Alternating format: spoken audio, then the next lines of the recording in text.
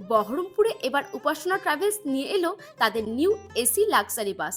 এবার বহরমপুর থেকে শিলিগুড়ি জার্নি হবে আরো সহজ ও অনেক কমফোর্টেবল, কারণ উপাসনা ট্রাভেলস নিয়ে চলে এসেছে তাদের দুটো এসি লাক্সারি বাস।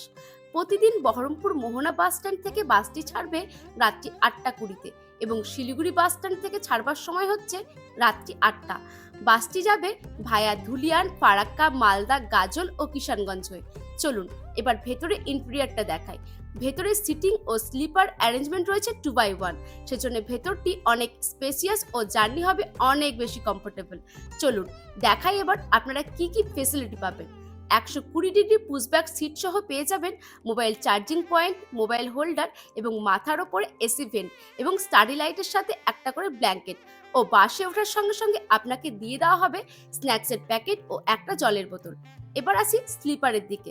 ব্ল্যাঙ্কেটের সঙ্গে দিয়ে দেওয়া হবে